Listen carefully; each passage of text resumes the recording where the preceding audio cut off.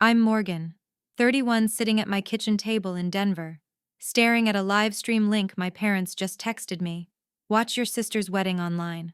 I hadn't spoken to Sienna in months, not since she quietly removed me from her bridal party without a single conversation. Growing up, she was always the golden one. Every birthday, every report card, every mediocre milestone was met with applause, while my achievements were treated like background noise. That message wasn't just a link. It was the final proof of everything I'd felt for years. What I chose to do next didn't just protect my peace. It redefined what family means to me. Before I take you through how it all unfolded, drop a comment and tell me where you're watching from. And if you've ever had to draw a line between loyalty and your own sanity, go ahead and hit that like and subscribe. This one's for you. When I was 7 years old, I learned that in my family, some people were meant to be celebrated, and others were meant to clap politely from the sidelines.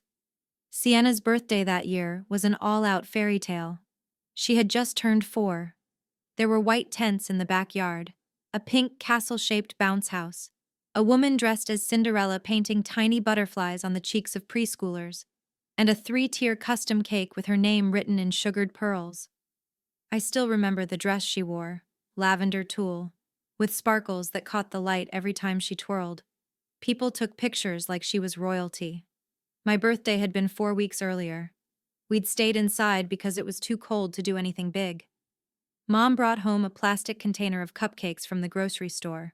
Half vanilla, half chocolate, no balloons, no decorations, no party guests. Aside from Aunt Miriam, who stopped by for 20 minutes with a bookstore gift card. I remember sitting on the couch, licking the frosting off one cupcake while watching Sienna's decorations get delivered the next morning. It was the first time I asked the question out loud. Why is hers so much bigger than mine? Mom didn't pause. She was ironing pink napkins at the kitchen table and said without looking up, Sienna needs the extra attention. She's more social. That line, so casually delivered, stuck in my chest like a splinter. Not because I didn't want Sienna to have her moment. She was little. She loved princesses. But something about the way it was said, as if needing less attention made me less deserving of any at all, planted a quiet seed in me, a knowledge that would only grow louder as the years went on. It wasn't just birthdays. It was how my straight A's got a tight-lipped nod, while Sienna's C+ in math earned her a "we're so proud" dinner at Olive Garden. It was the way Dad used to say, school just comes easy to you, as if my hours of studying didn't count because the results didn't surprise him. Sienna needs encouragement, they'd say. She tries so hard. I tried too. But no one ever used that word for me. At the time, I didn't have the language to name it. I just knew that when Sienna cried, the world moved to comfort her. And when I stayed quiet and handled things on my own, the world let me. They called it maturity. I called it invisible. Looking back, I can see how subtle it was, how easy it would have been for someone else to miss. The cupcakes, the tone, the absence of expectation, and the assumption that I'd always be fine. But for me, it was the moment the script was written. I wasn't the star of the story. I wasn't even a supporting role. I was the backdrop, steady, useful, and ultimately forgettable. And when that's the role you're given at 7, it follows you. Even when you grow tall enough to reach the shelves. Even when you leave home. Even when you forget the taste of that first cupcake. But never how it made you feel. By the time I was in 8th grade, I had learned not to expect a seat saved for me. Not at assemblies. Not at science fairs. Not even at the dinner table when the stories being told had little to do with me. I had mastered the art of clapping for others and quietly folding my own accomplishments into drawers where they'd stay unnoticed. That spring, I won first place in the state science competition. Weeks of after-school experiments, late-night calculations, and nervous rehearsals had all led to a stage in a crowded auditorium. I stood there, holding a medal that felt heavier than I expected, not from its weight, but from the silence that surrounded it. The rows of seats in front of me were full of cheering parents and beaming siblings. Except mine. There was no one there for me. They were at Sienna's dance recital across town. I still remember looking for their faces, scanning every corner like maybe they had arrived late and were somewhere in the back. They weren't. Later that night, I placed the gold medal on the kitchen counter while everyone fussed over Sienna's participation certificate, still glowing from the spotlight she had just stepped out of. There will be other science fairs, Mom said gently, when she caught the way I was holding the medal. But Sienna only gets one chance at this recital. It was always like that. My success was treated like a steady faucet, predictable, dependable. Sienna's smallest effort was a spark that demanded attention. She needs the encouragement, they said again and again, as if affirmation were a limited resource they had to allocate carefully. I wanted to scream that I needed encouragement too, that just because I didn't ask for it didn't mean I didn't ache for it, but I didn't scream. I never did. By high school, the pattern wasn't just emotional, it became practical. When I got home 15 minutes past curfew one night, after staying late at the library, I was grounded for 2 weeks when Sienna came home 3 hours late from a party. Tipsy and giggling, Mom sighed and said, "At least she's being social." I remember sitting in my room that night, staring at the glow-in-the-dark stars I'd stuck to my ceiling as a kid, wondering when exactly the rules stopped applying to both of us. Or maybe they never had. College should have been a clean slate. I earned a partial scholarship to Colorado State and picked up a part-time job at the campus bookstore to cover the rest. I learned how to stretch $10 into 3 meals. I studied in laundry rooms and on bus rides. I learned how to do things alone. Again. Meanwhile, Sienna enrolled in a private liberal arts college with full financial support from our parents. "She's not as academically inclined," Dad explained, as if that justified it. "She needs smaller class sizes, more support." I didn't argue. What would have been the point the moment I pointed out the imbalance? I was labeled jealous. "You've always had a problem with your sister," Mom said once, her voice heavy with annoyance, as if I'd built this dynamic out of spite, instead of surviving it. So I stayed quiet. I built my life without applause, learned how to celebrate small wins with people who didn't share my last name. I sent postcards home from campus. I called on birthdays. I mailed gifts for Christmas. I didn't miss deadlines. I didn't make trouble. I didn't ask for more. And still, I was the one they forgot to mention when relatives asked how their daughters were doing. Sienna's name floated easily in family conversations, attached to her latest dance showcase or a creative writing class she was trying out. Mine, if mentioned at all, was delivered in passing. "Morgan. Oh, she's out in Denver, still doing her tech stuff, like a background program running quietly. Functional, unseen." What they didn't realize was that even silence collects weight over time. That being consistently overlooked doesn't harden you. It hollows you. And yet, I carried all of it forward, not out of bitterness, but because I wanted to prove that even those left out of the picture could build a full frame of their own. It was the one Thanksgiving I actually made it home for. Work had finally slowed down, and I hadn't seen my family in over a year. Aunt Miriam was hosting that year, which meant fewer expectations and more space to breathe. I showed up with a pumpkin pie I'd made from scratch, something I'd never done before. But no one mentioned it. The kitchen was too loud with voices, laughter, and Sienna holding court at the center of it all. That's when I met Liam. He was sitting on the back porch with my cousin Josh, their feet up on the railing, each nursing a glass of something brown and expensive looking. Josh waved me over with a grin. "Morgan, this is Liam, college roommate, stranded for the holiday, so we kidnapped him." I shook his hand, expecting nothing, but he had this quiet energy, the kind that doesn't push its way into conversation but invites you into something slower, steadier, within minutes. We were talking about our favorite books, hiking trails near Boulder, and old movies that everyone else had forgotten. When he mentioned a trail I loved near Mount Antero, I laughed, not because it was funny, but because someone finally spoke a language I thought I'd lost. For 3 days, we kept finding each other, at the coffee pot, near the piano, outside under the string lights after everyone else had gone to bed. I remember the night he sat next to me on the porch swing, both of us wrapped in coats against the cold. "I don't usually talk this much," he said, "but something about you makes it easy." I didn't say anything, just smiled and let the silence settle between us like something sacred. His shoulder brushed mine. It stayed there. We exchanged numbers when I left. There was no big promise, No drawn-out goodbye, just let's stay in touch.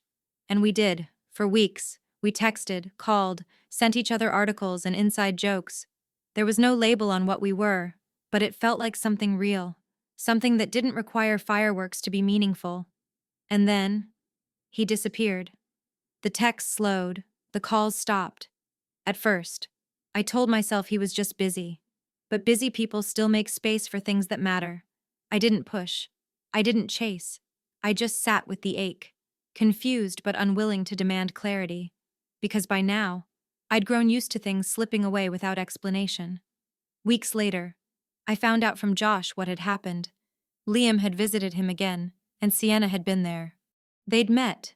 They'd started dating, and suddenly, it all made sense. I stared at the photo Sienna posted months later. The two of them laughing on a trail I'd once recommended to Liam. Sunlight on their faces. Arms wrapped around each other like it had always been this way. No one said a word to me. Not Mom, not Dad, not Sienna, not even Liam. There was no awkward conversation, no apology, no recognition that anything had shifted.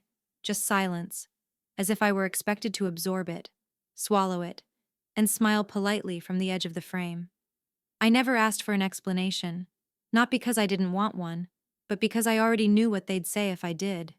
It wasn't serious. You're reading into it. Why are you making everything about you? So instead, I learned to grieve in the quietest way possible. I deleted our texts without reading them again. I archived the photos he'd sent from hikes we both wanted to try. I let the silence remain, not as punishment, but as a border, as a small act of dignity in a family where no one ever thought to ask. How did that feel for you? Morgan. They never did.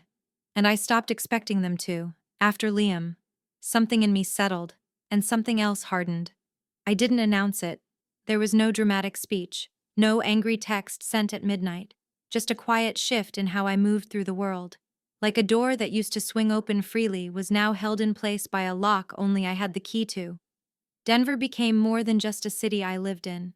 It became the boundary I never had growing up. 3,000 miles from the pull of home, of family holidays that left me drained, of Sienna's orbit and my parents' blind loyalty. Out here, I started to unlearn the idea that proximity was the same thing as love. I had my apartment, modest, sunlit, quiet. I had a job I didn't just tolerate but actually liked. Software engineering had always made sense to me. Systems were logical. Code never played favorites. You gave it input, it gave you output.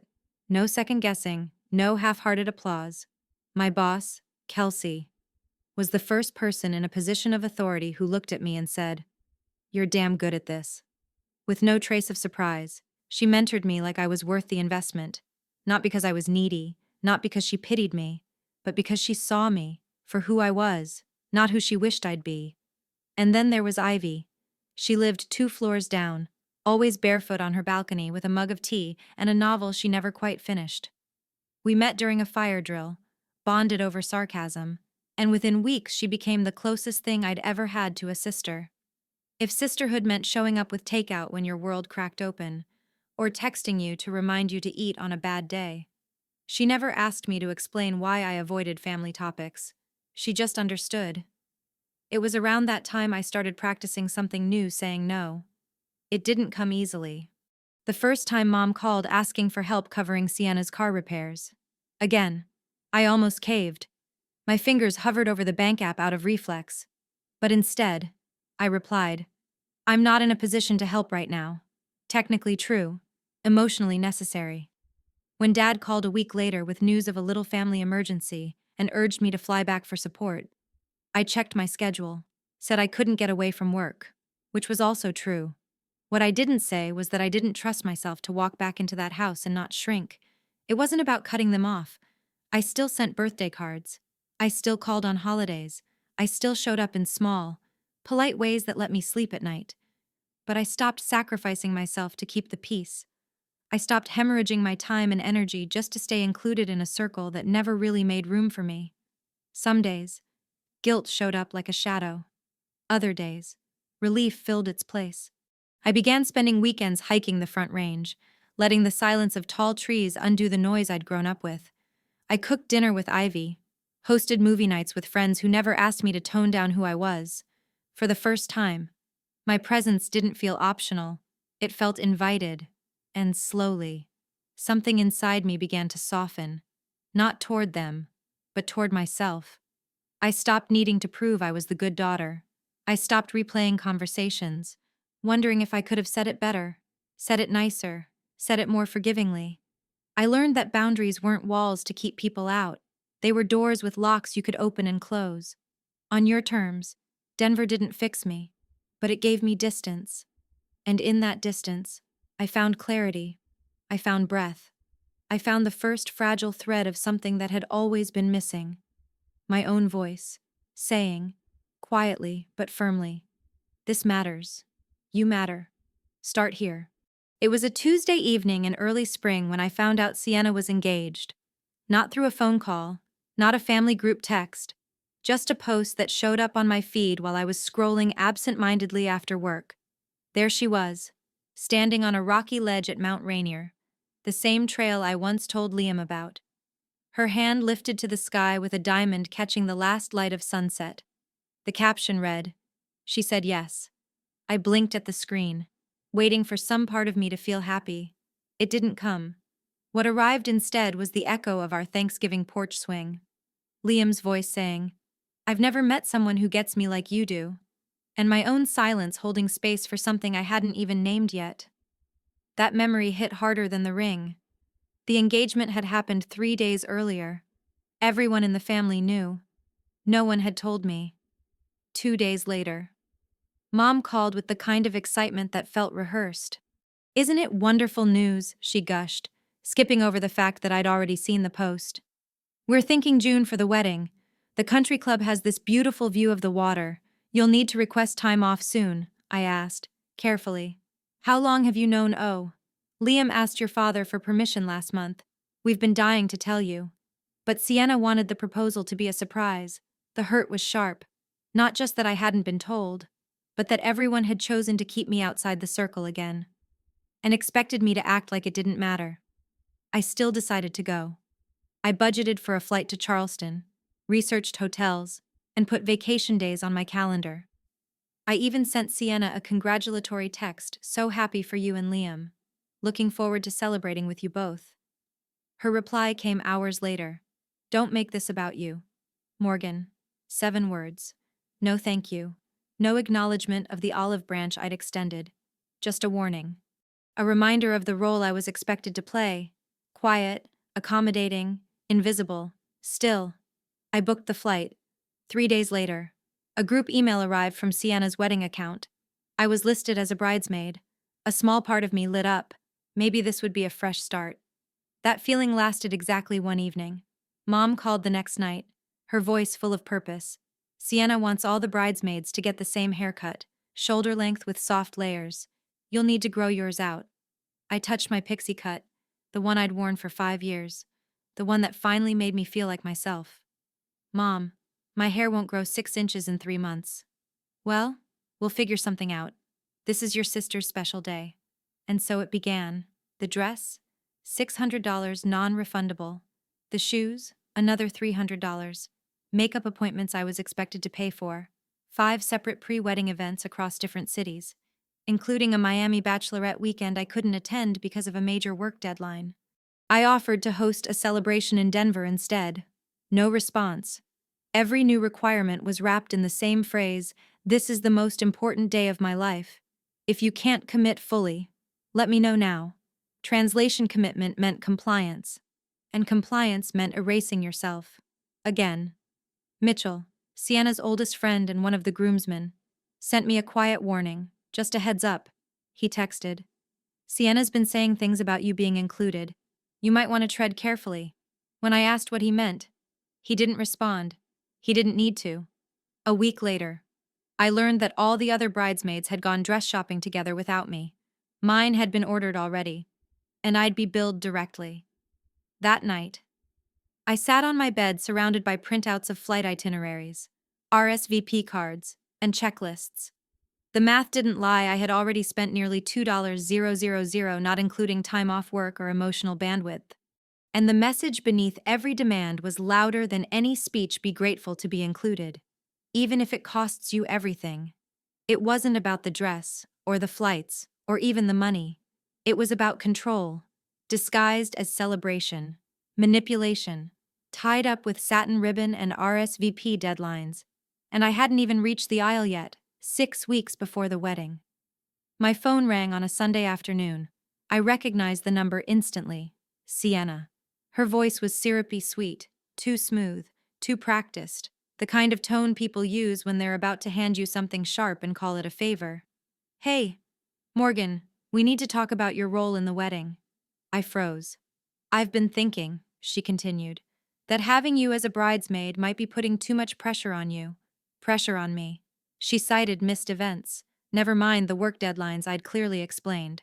She mentioned tension with the other bridesmaids, though, aside from Veronica's frosty texts, none of them had ever said a word to me directly. And then she said, "I think it would be best if you just attend as a regular guest." It didn't matter how calmly she phrased it, or how she softened her voice when she said best. I heard it for what it was: a dismissal. A carefully orchestrated exit wrapped in plausible deniability. I told her, "Sienna, I've spent thousands of dollars. I've taken time off work. I've done everything I could to show up." "Exactly," she snapped. "You're making it about money, about inconvenience, and this is supposed to be the happiest day of my life. I don't need your negativity, my negativity." I wasn't angry, not yet. I was stunned. Then she added, "Mom and Dad agree with me. They think this will be less stressful for everyone." There it was, not just her decision, ours. A collective push, delivered through the one person who'd already made it clear how little my presence mattered. After the call ended, I sat in silence for a long time. Outside, Denver was covered in soft, gray clouds. Inside, I was trying to understand how people could call you family and still make you feel like an intrusion. That evening, an email arrived. It was official now. A message from Sienna's wedding address, signed by her and our parents, after careful consideration of family harmony and logistical concerns. "We've revised the wedding party arrangements." It read like a legal notice. Bullet points included instructions for returning the dress for partial credit and guidance on when I should arrive at the ceremony. 30 minutes after the bridal party. They didn't call. They didn't ask if I was okay. They didn't even pretend this decision had been hard. It wasn't the removal that hurt the most. It was the coordination behind it. The quiet agreement that I didn't belong, not even enough to be told face to face. The next day, Liam's mother, Margaret, sent me a message. Short, kind, honest. "Just heard what happened. We think it's uncalled for." Liam seemed uncomfortable with the decision, but said Sienna was insistent. That was the first time someone acknowledged I'd been wronged. That maybe it wasn't all in my head. That maybe the family I came from didn't always know best. The worst part wasn't the money. It wasn't the wasted hours, or the embarrassment of being erased. It was that no one, not one of them, had the courage to say it out loud. They just let it happen. Let Sienna be the messenger. Let me carry the weight of being removed so they wouldn't have to carry the discomfort of watching her do it. Because keeping the family image clean mattered more than telling the truth. And I was always the acceptable sacrifice for that silence. June 17th dawned clear and golden in Denver. The kind of day where the sky feels too wide to be real, where the air is crisp enough to make you believe anything is possible. I had taken the day off weeks earlier. At the time, it was supposed to be for Sienna's wedding. Now, it was mine in a different way. Quiet, unspoken, and fully my own. The night before, I had made peace with it.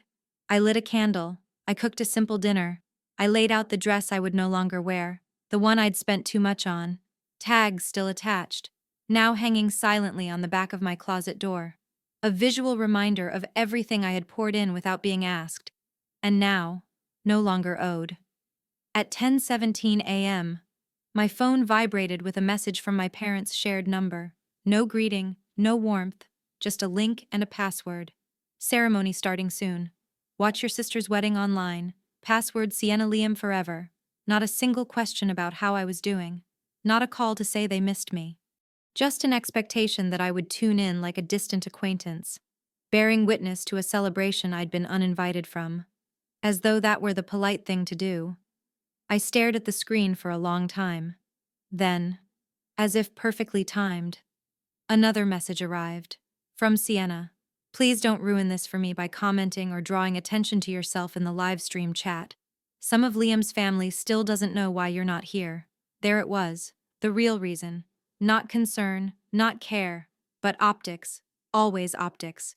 The family story had been edited again, and I'd been written out, silently, conveniently, and with just enough control to make me feel complicit.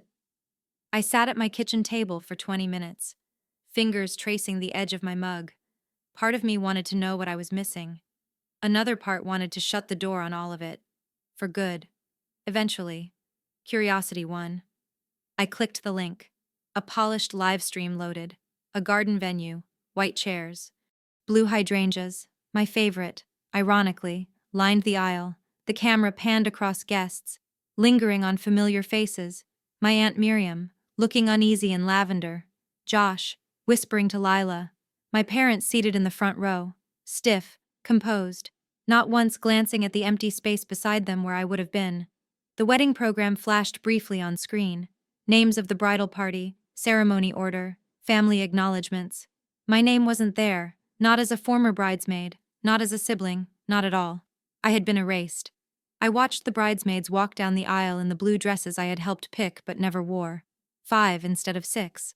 Lila glanced once at the empty chair, then took her place. The music shifted, guests rose, and there was Sienna, on Dad's arm, walking slowly, gracefully, face framed in soft curls that matched the Pinterest board she'd sent us months ago. Her expression surprised me. Not joy, not nerves, but tension. Controlled, curated, and hollow behind the eyes. As they reached the altar, the camera caught Mom leaning over to a guest and whispering, hand to chest, "Our only daughter, on her perfect day." That sentence, those 4 words, "our only daughter," it landed like a slap, clean, deliberate, final. In that moment, something broke, not in the way that shatters, but in the way that sets you free. I moved the cursor across the screen, hovered over the red box in the corner, then I clicked cancel. The live stream vanished, the wedding, the guests, the forced smiles and blue flowers all disappeared into digital dust. My screen returned to its usual background, Elliott Bay under soft clouds, the Denver skyline in the distance. The silence that followed didn't feel empty. It felt sacred. For the first time, I wasn't bearing witness to a story that had never been mine. I wasn't clapping from the sidelines, trying to stay visible in someone else's spotlight. I had made a different choice. I had chosen me. For exactly 47 minutes after I clicked cancel, my apartment stayed perfectly still. No calls, no texts, just the hum of the refrigerator, the soft clink of my spoon against a mug, and the quiet rhythm of a life I had chosen to protect. It felt like standing in the eye of a storm that had finally passed over. Except I wasn't bracing for what came next. I was breathing for the first time in months. Then came the first text. Mitchell. Reception is a disaster. Food delays. DJ played the wrong song for the first dance. And Liam's mom just had words with your parents. Thought you'd want to know. Karma is real. I stared at the message for a moment, unsure how to feel. Part of me expected perfection. An effortless, Pinterest-worthy evening that would prove how easily they'd moved on without me. But that wasn't what was unfolding. What Mitchell described sounded chaotic, unraveling, real. A second message followed. Wedding cake collapsed halfway through cutting. They tried to salvage it. Didn't work. Liam looked like he wanted to disappear. Then a third. Bianca and Liam. Sienna and Liam, got into it during the photo session. Whispered fight. Her face was tight the whole time. People noticed. I couldn't help it. I let out a breath that was almost a laugh. Not because I wished them failure, but because for once, the picture-perfect illusion had cracked, and I wasn't inside the fallout. I was free from it. More updates trickled in, some from Mitchell, others from cousin Josh, who sent a photo of the father-daughter dance. It showed my dad accidentally stepping on Sienna's train, causing her to stumble mid-turn. Her smile dropped. She snapped at him. The photo froze them mid-conflict, Him stunned, her furious. Thought you'd appreciate this karmic moment, Josh wrote beneath it. Also, a lot of people asked where you were. That sentence stopped me cold. They noticed. For years.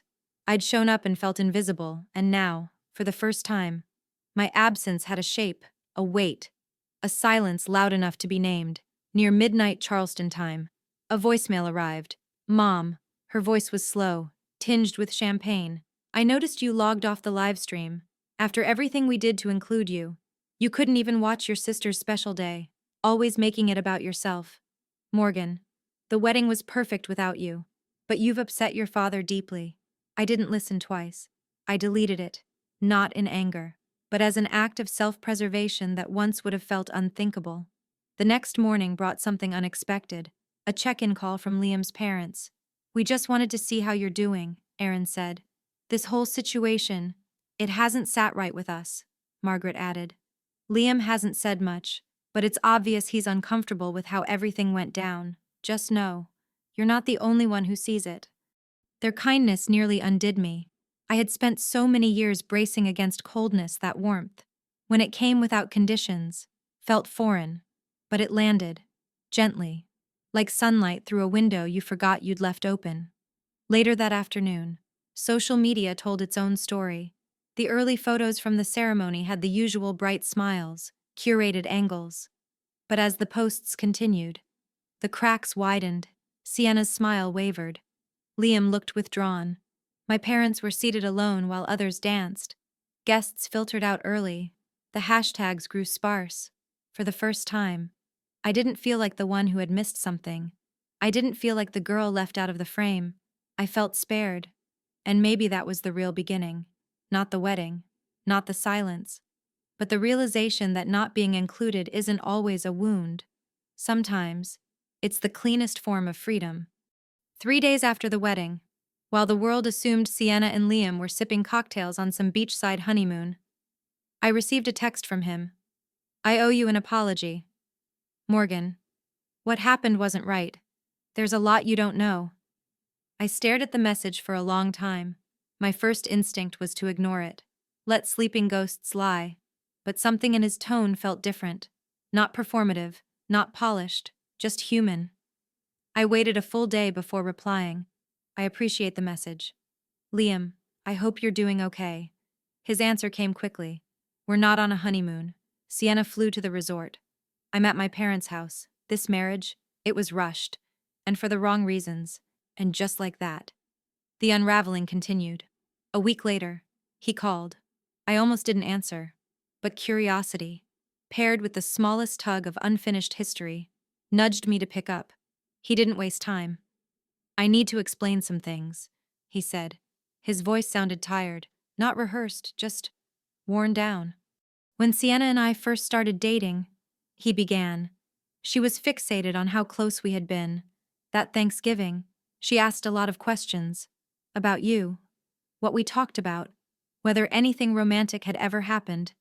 It hadn't, I said quietly. Even though we both knew there had been something gentle and real between us. Unspoken. Maybe. But there. I know. He replied. But Sienna didn't want to hear that. She built it into something bigger in her mind. A rivalry, almost. When we got engaged, she became obsessed with the idea that you'd overshadow her, that you'd show up and somehow make it about you. I almost laughed. Not because it was funny, but because the irony of it.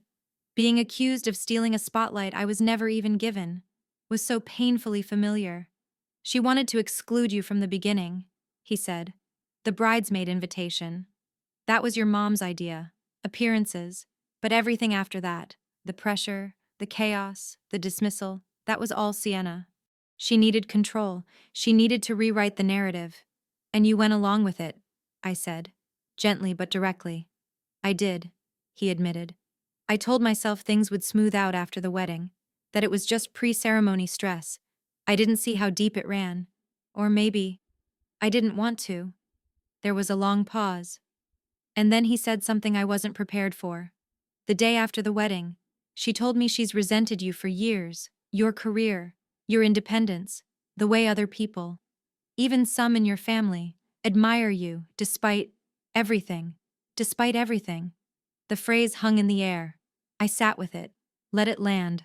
All these years, I had carried the weight of being the forgotten one, the backup singer, the afterthought. But Sienna, from her vantage point, had seen me differently, not as invisible, but as a threat. Not because I was loud or demanding, but because I had built a life she couldn't control. She never wanted you at that wedding, Liam said. Not really.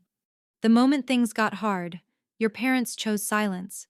Not because they didn't care, but because keeping the peace with Sienna was easier. And suddenly, it all made sense. The passive tone, the avoidance, the way they let her speak on their behalf. It had never been about what was fair. It had been about what was convenient.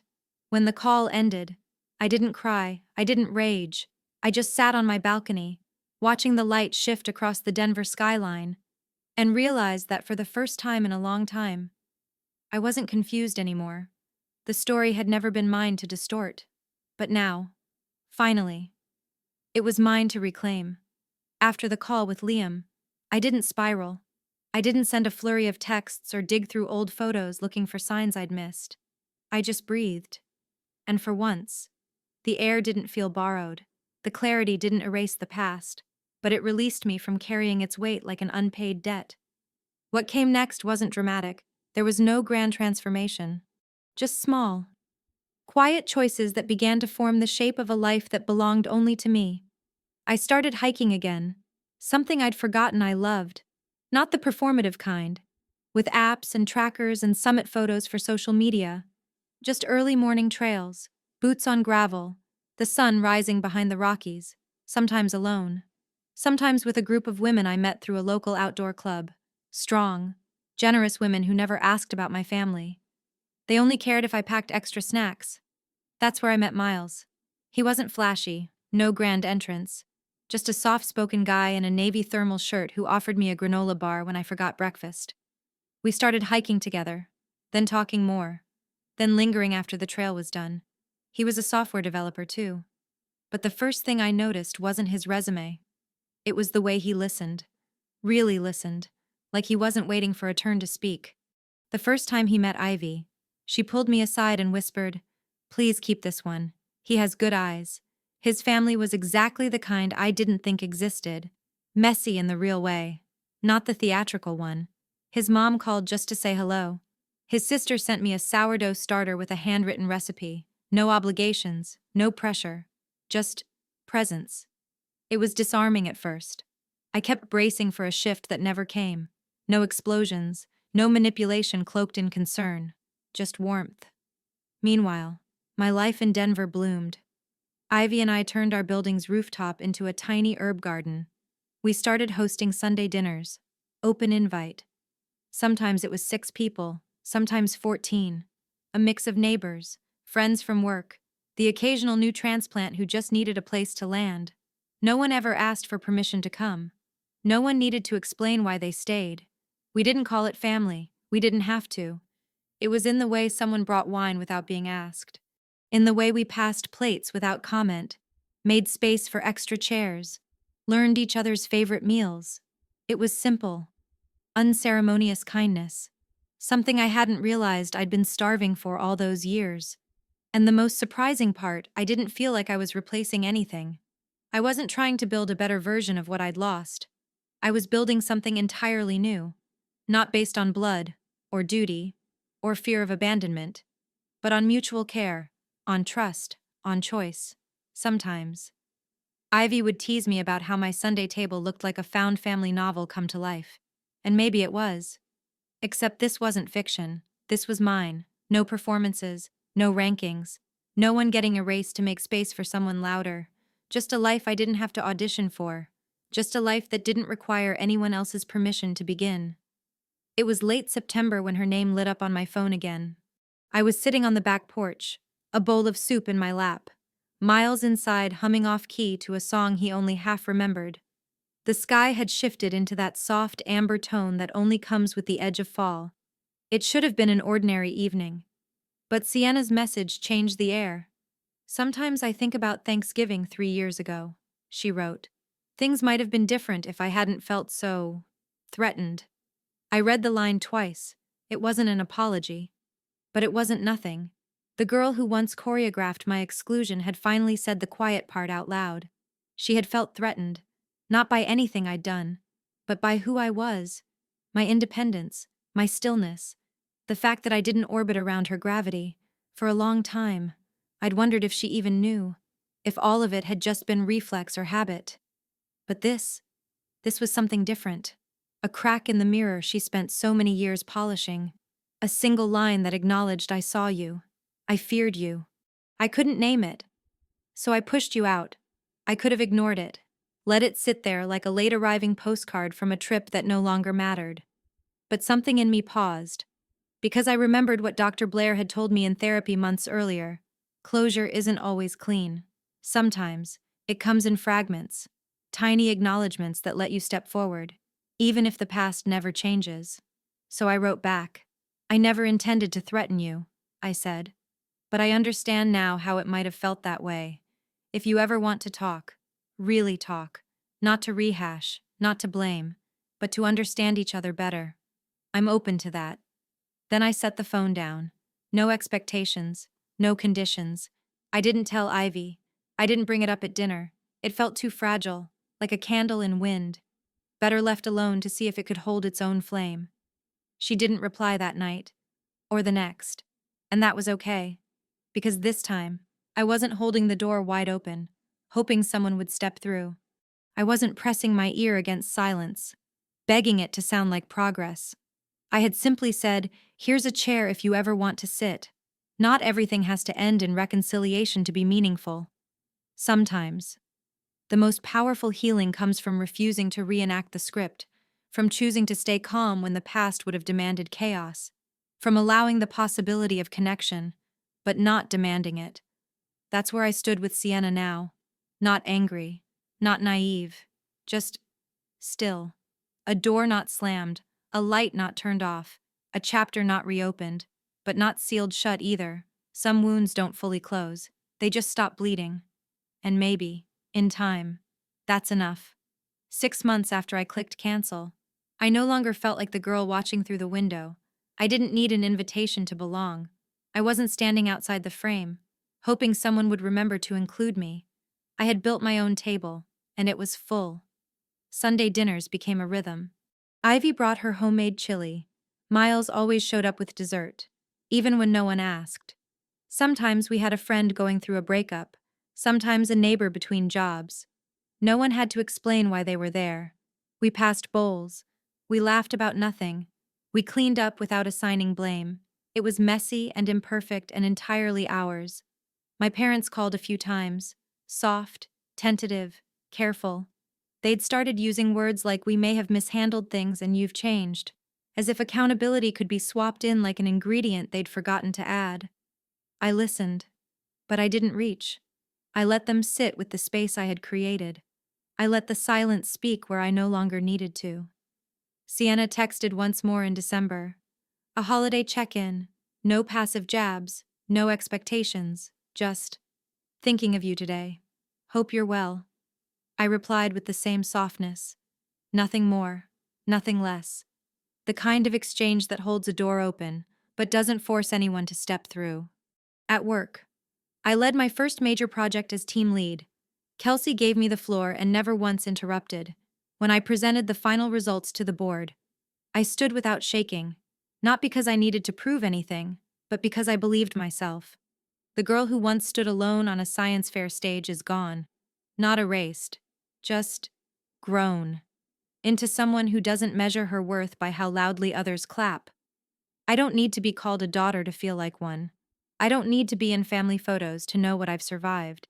And I don't need to dim the truth just to keep peace that never protected me. Every boundary I've held, every moment I've chosen clarity over comfort, has been a stitch in the life I'm building, thread by thread, truth by truth.